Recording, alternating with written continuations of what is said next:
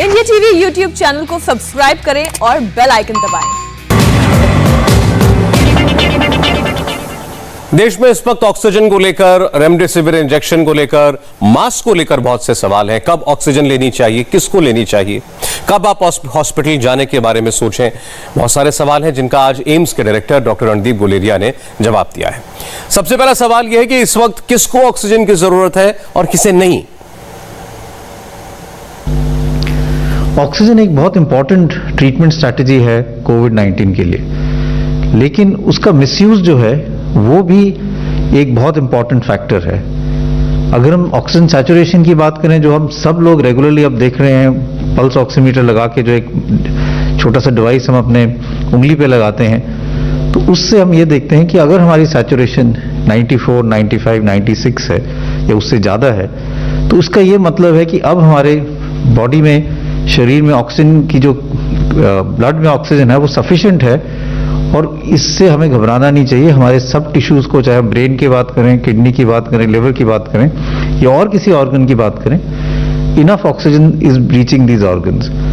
इसलिए ये जरूरी नहीं है कि अगर आपकी ऑक्सीजन सैचुरेशन 94, 95 है तो आप ऑक्सीजन लगा के उसको 98, 99 करें, वो एक ऑक्सीजन का मिसयूज है। तो ये समझना बहुत जरूरी है कि हम ऑक्सीजन का मिसयूज ना करें, क्योंकि वही ऑक्सीजन उस व्यक्ति के काम आ सकती है जिसकी ऑक्सीजन सैचुरेशन 90 से कम हो या 80s में हो।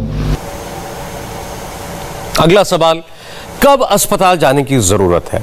हमारा ऑक्सीजन लेवल किस स्तर तक सुरक्षित माना जाए? ऑक्सीजन की जो जुडिशियस यूज है, जब किसी व्यक्ति की सैचुरेशन 93 से कम हो, इससे पहले जब हम लोगों को ऑक्सीजन थेरेपी देते थे, लॉन्ग टर्म ऑक्सीजन थेरेपी जो हम कहते हैं, जिनको ब्रोंकाइटिस है, फेफड़े खराब है, वो अपने सैचुरेशन 88, 90 पे भी ठीक काम चल जाता था, 92 पे भी इनको ऑक्सीजन कॉन्सेंट्रेटर के साथ काम चल जाता था और ठीक रहते थे। इसलिए ये पैनिक की जरूरत नहीं है कि हमें ऑक्सीजन सैचुरेशन हमेशा ही 95 रखनी चाहिए। अगर आपकी ऑक्सीजन सैचुरेशन 92, 93 है तो भी it is all right, but हम ये चाहते हैं कि एक बफर हो, जिससे ऐसा ना हो कि एकदम कम हो जाए और आपको हॉस्पिटल में पहुंचने में देरी हो जाए। इसलिए अगर आपकी सैचुरेशन 94 से ज़्यादा है, आप बिल्कुल ना घबराएं, ऑक्सीजन की कोई ज़रूरत है। कम से कम हो रही हो तो अपने डॉक्टर से संपर्क करें और अगर ज़रूरी लगता है तो हॉस्पिटल ज़रूर आएं। अगर घर में सांस लेने में दिक्कत आ रही हो, ऑक्सीजन की कमी लग रही हो, तो ऐसी इमरजेंसी में किसी को क्या करना चाहिए, इसका जवाब सुनिए।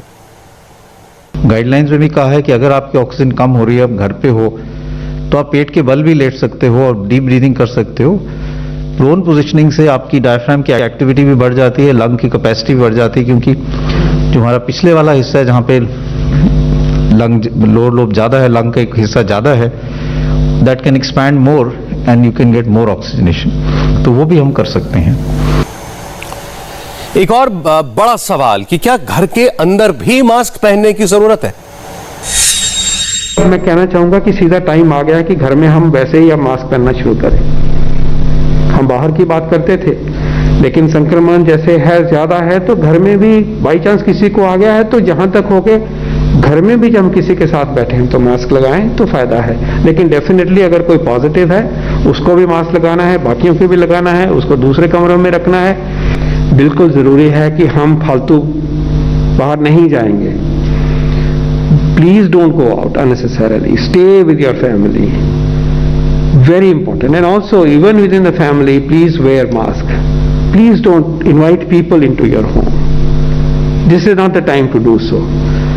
और घर में भी थोड़ा केयर रखिए कि किसी तरह से इन्फेक्शन कोई हो रखा है तो हम बाकी भी बच पाएं, क्योंकि ये दिखाई देता है कि ये वायरस तेज गति से पकड़ते हैं। ये ट्रांसमिसिबिलिटी वाला जो एंगल है क्लियर होता जा रहा है। So it will be very important that we don't go out, we don't invite people as much as possible, and we protect ourselves and we protect our family members to the best of our ability. अगर किसी का corona test बार बार negative आ रहा हो लेकिन फिर भी लक्षण बने हुए हों, तो ऐसे में क्या करें? कि अगर किसी को RT-PCR नहीं हो पा रहा है या उसकी रिपोर्ट डिले हो रही है, लेकिन उसके सिम्टम्स जो हैं वो क्लासिकल कोविड के हैं या CT स्कैन क्लासिकल कोविड का है, तो क्या उसको हमें कोविड मान लेना चाहिए या नहीं? मैं तो ये कहूँगा कि अब पैंडेमिक को देखते हुए और जितने हमारे केसेस हैं हमें एक क्लिनिको रेडियोलॉजिकल डायग्नोसिस भी करना पड़ेगा और we will accept that this should be Covid, और इन लोगों को पूरा कोविड की तरह ही ट्रीटमेंट मिलना चाहिए। क्योंकि कई दफ़ा ऐसा होता है, और इसमें एक और चीज़ मैं जोड़ना चाहूँगा, ट्रीटमेंट के अलावा ये भी बहुत ज़रूरी है कि अगर आपको कोई भी कोविड के लक्षण हो तो आप अपने आप को एकदम आइसोलेट कीजिए। आप चेन ऑफ ट्रांसमिशन को रोकिए, देखिए कि आपके घर में और किसी को ना हो। इसका वेट ना कीजिए कि जब मेरी रिपोर्ट आएगी तभी मैं अपने आप को आइसोलेट करूंगा। बुखार हुआ, जुकाम, नज़ला है, इस टाइम बहुत हाई चांस है कि आपको कोविड ही है। एकदम आपको अपने आप को आइसोलेट कीजिए, ट्रीटमेंट शुरू कर दीजिए जो गाइडलाइंस में है, और टेस्ट कराइए। कई दफ़ा ये भी होता है कि RT-PCR टेस्ट नेगेटिव भी आ सकता है क्योंकि उसकी सेंसिटिविटी 100% नहीं है। तो उस सिचुएशन में भी अगर क्लिनिकल सिम्टम्स जो है वो क्लासिकल हैं और आपके आसपास कोई है जो क्लोज कॉन्टैक्ट है जिससे आप जो पॉजिटिव है, तो ये मान के चलना चाहिए कि आपको कोविड है और उसकी ट्रीटमेंट पूरी तरह वैसे ही करनी चाहिए। और अगर एडमिशन की जरूरत हो तो उसको एडमिट भी कर सकते हैं। कई हॉस्पिटल ने इसके सोल्यूशन एक निकाला है जो हम कहते हैं कोविड सस्पेक्ट वार्ड। एक नेगेटिव हो गया, एक पॉजिटिव हो गया, एक सस्पेक्ट वार्ड जो है वहां पे भी एडमिट कर लेते हैं, वहां कोविड की तरह ही ट्रीट करते हैं। रेमडेसिविर इंजेक्शन आपको अगर कहीं ना मिल रहा हो तो क्या वाकई रेमडेसिविर कोई ऐसी दवा है जिससे कोरोना के मरीज को बचाया जा सकता है?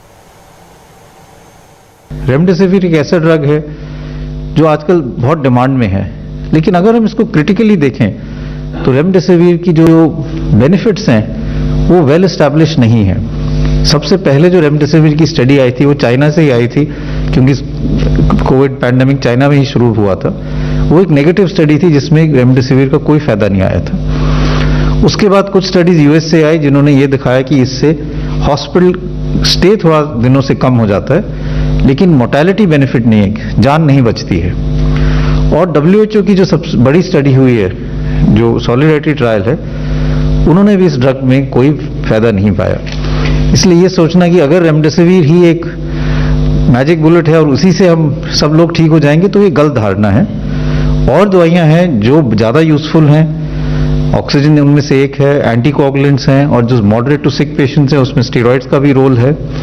तो हमें ये समझना चाहिए कि we should not get into a panic mode अगर रेमडेसिविर नहीं मिल रही या रेमडेसिविर इज नॉट एसेंशियल।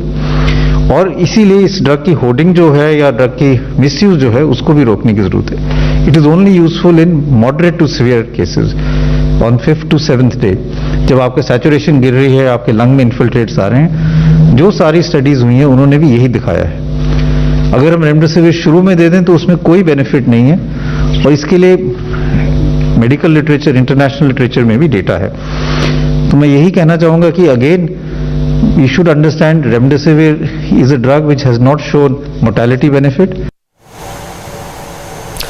इस वक्त बहुत पैनिक की सिचुएशन है, इससे लोग कैसे बचें? लोग परेशान हैं कि उन्हें इलाज मिल पाएगा या नहीं मिल पाएगा, इस बात का डर है। इस पर सुनिए डॉक्टर रणदीप गुलेरिया ने क्या कहा। अभी अगर हम हालात देखें तो एक अननेसेसरी पैनिक है सब लोगों में, और उस पैनिक के कारण it is causing more harm then good.